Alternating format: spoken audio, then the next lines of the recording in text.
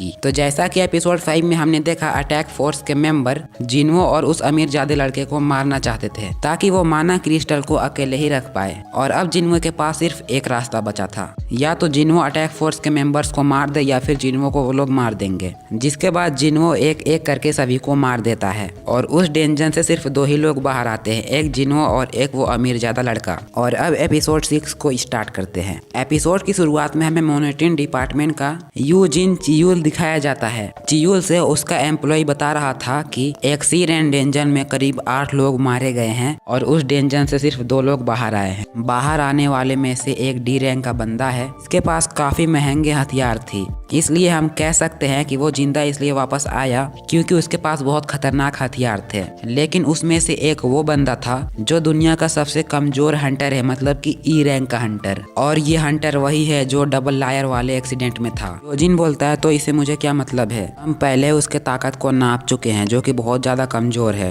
और हमें उसकी ताकत को दोबारा नापने की कोई भी जरूरत नहीं है। तभी उसका एम्प्लॉय बताता है उसमें हाम डोम सुंग भी था। इस चीज को सुनकर चियूल बोलता है मैं इस चीज को हल्के में नहीं ले सकता, मुझे रिसर्च करनी ही होगी। इधर हमें जिन्हो को दिखाया जाता है जो अपनी बहन जिन्हा से बात कर रहा था। वो बात करते करते अल्कोहल पी रहा था पर उसे कुछ असर ही नहीं करता है क्योंकि पिछले मिशन के रिवॉर्ड्स में उसे पॉइजन क्वेयरिंग की एबिलिटी मिल गई थी। फिर जिन्हो तुरंत ही बाहर जाता है और वो रासाका के वेनम को एक ही बार में पी जाता है। उस राखासा के वेनम से उसे बिल्कुल भी फर्क नहीं पड़ता। तभी जिन्हा उसे बुलाती है और कहती है तुम्हारे लिए किसी जिन का कॉल आया है। जिन्हो कहता है आखिर वो मुझे कॉल क्यों कर रहा है। जिसके बाद हमें जिन्हो और जिन को एक साथ रेस्टोरेंट में दिखाया जाता है, जिस पर जिन बोलता है जिन्हो मैं एक अटैक फोर्स बना रहा हूँ और मैं ये चाहता हूँ कि तुम हमारे टीम को ज्वाइन करो। जिन्हो उसे एक ही बार में ना कह देता है। जिन उसके सामने गिड़गिड़ाने लगता है और कहता है मेरी बात तो सुनो प्लीज, बस तुम मेरे पीछे पीछे चलना, मैं तुम्हें इसके बहुत अच्छे पैसे भी दूंगा। जिन्हो से कहता है क्या तुम गिल्ड मास्टर बनना चाहते हो। जिन कहता है हाँ मैं गिल्ड मास्टर बनना चाहता हूँ क्योंकि मेरे फादर एक गिल्ड खोल रहे हैं जिसमें वो मेरे बड़े भाई को वाइस प्रेसिडेंट बनाएंगे और एक एस रैंक हंटर को वो गिल्ड लीडर बनाएंगे। इसलिए मैं अपने आप को साबित करना चाहता हूँ और मैं इसलिए तुमसे रिक्वेस्ट कर रहा हूँ। मैं ये सारी चीजें एक्सपीरियंस करना चाहता हूँ और मैं बहुत कुछ सीखना चाहता हूँ। क्या तुम मेरे साथ चलोगे। जिन्हो कहता है ये सब तो ठीक है लेकिन तुम्हारे फादर एस रैंक हंटर को कहाँ से लाएंगे। हमारे देश में कुल मिलाकर सिर्फ 9 एस रैंक के हंटर है, इसे 8 पहले ही किसी न किसी गिल्ड में है और जो एक बचा वो रिटायर हो चुका है। और मान लो अगर तुम्हारे फादर किसी एस रैंक के हंटर को बुला भी लेते हैं तो तुम्हारे भाई और उसके बीच अनबन हो जाएगी, तब तुम क्या करोगे। जिन बोलता है ऐसा नहीं है, मेरा भाई बहुत टैलेंटेड है और वो आसानी से गिल्ड लीडर बन सकता है, लेकिन मुझे एक्सपीरियंस की जरूरत पड़ेगी, इसलिए मैं आप जैसे एक ई रैंक के हंटर को ले जाना चाहता हूँ जो अपनी ताकत को छुपा रहा है। अगर मैं एक ई रैंक के हंटर के साथ डेंजन के अंदर जाऊंगा और फिर हंटर से जिंदा वापस आऊंगा तो ये काफी अच्छी बात होगी। वो बोलता है चलो वो सब तो ठीक है लेकिन मुझे इसके बदले में क्या मिलेगा। तभी जिन उसे एक कॉन्ट्रैक्ट पकड़ा देता है जिसे पढ़कर जिन्हो बहुत शौक में आ जाता है। तभी हमें थोड़े आगे समय का सीन को दिखाया जाता है जहां पर जिन्हो अपने बहन के साथ जॉगिंग कर रहा था और अपनी बहन से पूछ रहा था तुम्हें 3 बिलियन वॉन मिल जाएगा तो तुम क्या करोगी। उसकी बहन बोलती है 3 मिलियन वॉन, उससे मैं एक बहुत बड़ा घर खरीदूंगी और साथ ही एक लग्जरी गाड़ी भी। जिन्हो अपनी बहन से कहता है बाकी बचे पैसों की क्या करोगी। उसकी बहन कुछ कह पाती तभी जिन्हो बहुत तेजी से भागने लगता है अपनी डेली टास्क को पूरा करने के लिए। अपनी बहन से 1 किलोमीटर आगे आ जाता है और वो रियलाइज करता है अभी तक उसे टास्क कंप्लीट करने का नोटिफिकेशन नहीं आया है। जिसके बाद वो कहता है मैं सभी चीजों को दोबारा से करूंगा।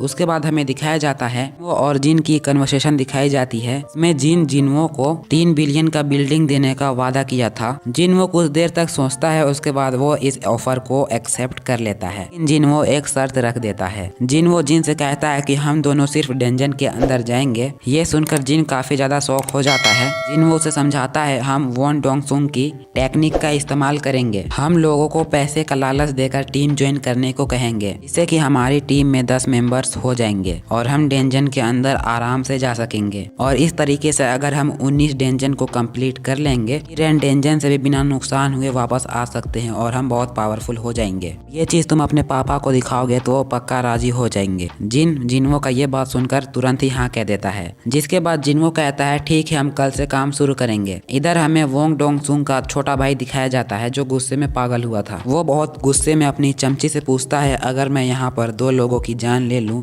तो क्या होगा। उसकी चमची कहती है, अगर आपने ऐसा किया तो आप पे केसेस हो सकते हैं और आपको लोगों का भी सामना करना पड़ेगा, लेकिन अमेरिका जैसा देश आपको तुरंत ही छोड़वा देगा।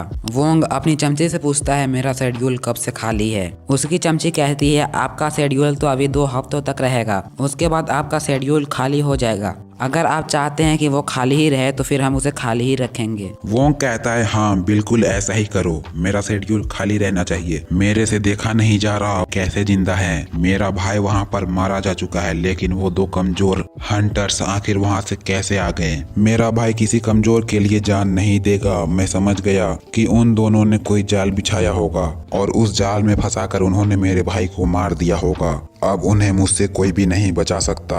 उसके बाद हमें जिन्हो को दिखाया जाता है जो कि अपने क्वेस्ट को 2 बार कंप्लीट कर चुका था और उसे ऐसा करने की वजह से उसे एक एस क्लास का आइटम मिला था जो कि एक डंजन की थी। जिन्हो उस डजन की से एक एस क्लास का डजन को खोल देता है। गेट खोलते ही उसके सामने एक बहुत बड़ा मॉन्स्टर आ जाता है। जिन्हो जानता था कि उसके पास एक हार्ट स्टोन है, पर उसे ऐसा लगा कि अब मेरा जान जाने वाला है तो वो अपने आप को लीव कर सकता है। जिन्हो उस मॉन्स्टर के ऊपर हमला कर रहा था, लेकिन उस मॉन्स्टर को कोई भी फर्क नहीं पड़ रहा था। जिन्हो अपने सारे टाइटल्स और एबिलिटीज का इस्तेमाल करता है, लेकिन जिन्हो के कोई भी टाइटल्स एंड एबिलिटीज उस मॉन्स्टर के ऊपर काम नहीं कर रहे थे, क्योंकि उस मॉन्स्टर का डिफेंस काफी बढ़िया था। जिन्हो समझ जाता है कि ये ऐसे नहीं मरने वाला है, जिसके बाद जिन्हो अपनी स्पीड को बढ़ा लेता है, लेकिन वो मॉन्स्टर जिन्हो को अपने दांत से पकड़ के उसका एक कंधा खा जाता है। वो काफी ब्रूटली घायल हो चुका था। वो तुरंत ही जमीन पे गिर जाता है और वो बिल्कुल भी हिल नहीं पा रहा था और वो मॉन्स्टर सीधा जिन्हो की तरफ बढ़ रहा था। सिस्टम की वार्निंग्स लगातार बजते जा रही थी। तभी जिन्हो का सिस्टम अनाउंस करने लगता है, सिस्टम प्लेयर को मरने नहीं दे सकता, अगर प्लेयर मर गया तो सिस्टम बहुत खतरे में आ जाएगा। फिर जिन्हो तुरंत ही हील हो जाता है और उसकी ताकत पहले से 2 गुना ज्यादा बढ़ चुकी थी, जिससे कि वो उस मॉन्स्टर को काफी आसानी से मार देता है। जिन्हो के सामने बॉस रूम का गेट आ जाता है। जिन्हो सोचता है कि अगर वो अंदर गया तो वो नहीं बचेगा,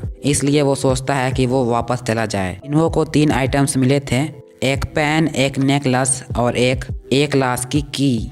जिन्हो उस डंजन से बाहर आता है और फिर हमें दिखाया जाता है, हमें मॉनिटरिंग डिपार्टमेंट का टाई सीन दिखाया जाता है, जिससे कि एक आदमी गिड़गिड़ा कर बोल रहा था, प्लीज उनको मार दो और ये पैसे ले लो। ताई सी बोलता है, बाकी के 8 लोगों का क्या होगा? उनके लिए भी पैसे देने होंगे। मार लो, अगर मुश्किल में उन्हें भी मारना पड़ा तो। वो आदमी तुरंत ही ताई सी को 8 लोगों के और पैसे दे देता है। तभी हमें मिस्टर सॉन्ग दिखाए जाते हैं जो एक आदमी के साथ ट्रेनिंग कर रहे थे। वो आदमी मिस्टर सॉन्ग को काफ़ी अच्छे से टक्कर दे रहे थे। तभी मिस्टर सॉन्ग थकते हुए कहते हैं, चलो थोड़ी सी आराम कर लेते हैं। वो आदमी मिस्टर सॉन्ग से बोलते हैं, क्या आप रिटायरमेंट ले रहे हैं? मिस्टर सॉन्ग बोलते हैं, मेरी ज़िंदगी कितनी बची है, इसलिए मैं आखिरी सांस तक इस काम को करता रहूँगा। फिर मिस्टर सॉन्ग उस आदमी से बोलते हैं, आखिर तुम एस रैंक के हंटर होते हुए मुझसे ट्रेनिंग आखिर क्यों ले रहे हो? वो आदमी मिस्टर सॉन्ग से कहता है, कुछ चीज़ें हाई रैंक हंटर से सीखने को नहीं मिलते हैं, इसलिए मैं आपसे ट्रेनिंग ले रहा हूँ। जिसके बाद हमें उन सभी सर्वाइवर्स को दिखाए जाते हैं जो उस दिन लायर वाले डेंजन से बचकर आए थे।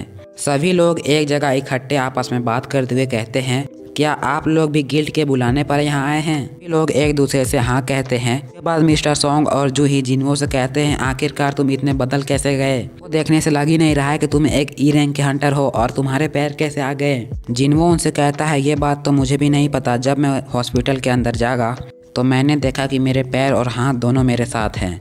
किसी को कुछ समझ नहीं आता है कि जिन्हो के पैर और हाथ कैसे वापस आ गए। सभी कोई उसे चमत्कार समझने लगते हैं। जूही जिन्हो से कुछ सवाल पूछ रही होती है, तभी वहाँ पर कुछ कैदी आ जाते हैं जो बोलते हैं, ओहो हंटर्स के बीच में कुछ प्यार भरी बातें हो रहे हैं। कैदियों से पीछे से ताई सीख आता है जो कहता है, ओहो चलते रहो वरना मैं तुम दोनों को यहीं पर मार डालूंगा। के बाद वो कैदी वहाँ से चले जाते हैं। किसी को कुछ समझ नहीं आता है। वो लोग मॉनिटरिंग डिपार्टमेंट के एक लड़की से पूछते हैं, आखिर यहाँ क्या चल रहा है? वो लड़की उन्हें बताती है, आज वो लोग भी आप लोगों के साथ रेड में जाएंगे। मिस्टर सॉन्ग बोलते हैं, क्या हमें क्रिमिनल्स के साथ रेड में जाना पड़ेगा? वो लड़की कहती है, आप बात को समझ गए, वो क्रिमिनल बनने से पहले हंटर्स ही थे, इसलिए हमें कभी कभी इन क्रिमिनल्स को भी भेजना पड़ता है क्योंकि हंटर्स की कमी पर इन्हीं लोगों को भेजा जाता है। जिन्हो को कुछ सही नहीं लगता। वो मिस जूही को अंदर जाने से मना करता है, लेकिन मिस जूही कहती है, अगर तुम जाओगे तो फिर मैं भी जाऊंगी तुम्हारे साथ। इधर हमें ताई सीख को दिखाया जाता है जो सभी कैदियों की हथकड़ियों को खोल देता है। सभी कैदी अंदर चले जाते हैं। उसके बाद ताई सीख मिस्टर सॉन्ग से पूछता है आखिर लीडर कौन बनेगा।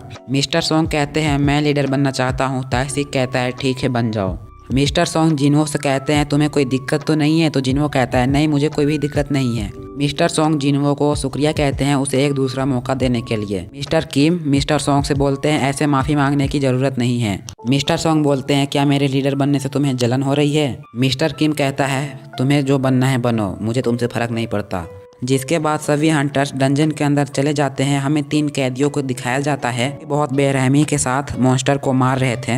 ये देख मिस्टर सॉन्ग बोलते हैं यहाँ पर जानवर कौन है और इंसान कौन है, इन्हें देखने से तो पता ही नहीं चल रहा। उसके बाद वो सभी बहुत आसानी से मॉन्स्टर को मार रहे थे। इधर जूही जिन्हो से कहती है तुम काफ़ी ज़्यादा ताकतवर हो चुके हो, अभी तक मुझे तुम्हें एक बार भी हील करने की ज़रूरत नहीं पड़ी है। जूही जिन्हो से कहती है क्या तुम मार्शल आर्ट सीखते हो। जिन्हो कहता है नहीं मैं बस थोड़ी बहुत एक्सरसाइज कर लेता हूँ।